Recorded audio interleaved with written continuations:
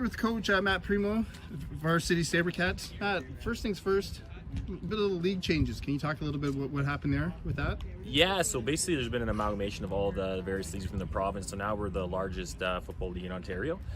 It's exciting because there's a lot of teams, and it's all under one umbrella now, and you got some of the best competition in the province. So it's exciting. So it's basically a combination of the OPFL and the OFC that we were previously a part of. But excited to be part of the league, and it's going to offer us the best competition in the province and good measuring stick for us in Sault Ste. Marie. You know, we pride ourselves on our football here, and so definitely looking forward to that. And a little bit different with a 19-year-old rule, isn't there? Yeah, so they restricted our 19-year-olds, much like you see in hockey, the overage rule. So we're limited to dressing 10 per game. We can register as many as we want. We're not expecting that to be a huge issue for us. We didn't have a lot of 19-year-olds, so we're right at that number 10. So we should be close. It shouldn't have a huge impact on us. But yeah, a little bit different.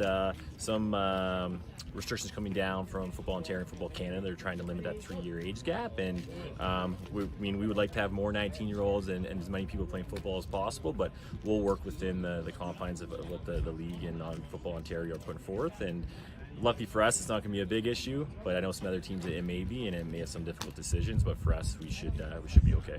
And like I say, other than talking about high school football back in the fall, this is the only time I'll ask you, and this is it. 2 summers without football. Talk a little bit about how the guys are coming back onto the field. Yeah, it's excited to have football back. I just started those indoor sessions in April. I was excited to see the guys get back together, back on the field. But we do have to understand it's been a 2-year layoff, and some of these guys have only had that 1 year of high school in the last couple of years. I've never coached any of these players before. Usually I have some carryover from year to year, so the expectations are already set, and you kind of know what you're getting from some of the players. So a lot of guys brand new to the varsity program, and just start going through the feeling out process and getting to know what each player is capable of. But excited to be back. I mean, 2 years has been a long time, and more for the players. It was difficult on them not being able to compete and play the game that they love. So I'm excited to have them back and playing and getting to compete again. And like I say, not seeing these guys, what have you been impressed so far since April with the squad? Yeah, no, they're picking things up quickly. And we threw a lot at them in a short period of time in terms of systems, and they're picking it up quickly, and they're adapting well, and we're excited to go out there on Saturday and see if all of our hard work and preparation pays off. And 2 years off, what are we expecting as Sabercat fans when they come onto the field in North Bay this week? I think you're going to see a group that's excited to compete. We're going to talk about playing fast and having fun, right? It's been 2 years away, and we want those guys out there to play hard, play fast, compete to the highest possible level that they can, and have a lot of fun while they're doing it. As a coaching staff, has anybody stepped up leadership-wise?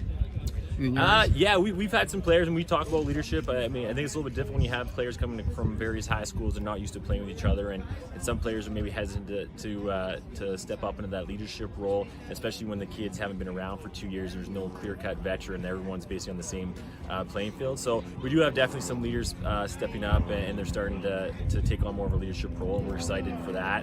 We want all of our players to take on leadership roles, but definitely there's a few players that have stepped up, and we notice them. They're the vocal leaders and leading by example, and we're excited for that as well. What can the Bulldogs expect in North Bay on the 21st? A team that's ready to compete. That's we preach competing every day in practice.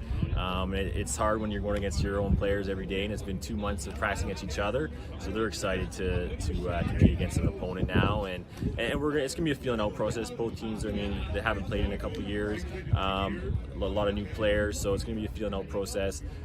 We're lucky the first 2 games of the season they're kind of tagged as developmental games, so preseason games. So allow us to work on a few things and experiment and get a lot of guys in the game, see what they can offer in a game setting. And I know, again, 21st year in North Bay. What's it going to be like to run back out on the 28th here against North Bay? Yeah, a little home and home. It's a nice little battle of the North, right? We can kind of promote it as that, and I think it's going to be good. We'll give ourselves a chance to get a couple games in before the regular season starts, which will be nice, right? We'll be playing the same opponent, but so you're going to see them back to back and may get a little bit of a rivalry going. But no, it's going to be nice to get back home here and get our fans out and the parents to watch these guys play. I know it's been a long time, and everyone's eager to do that. So, well, thank you very much, and good luck on Saturday. Thank you. So.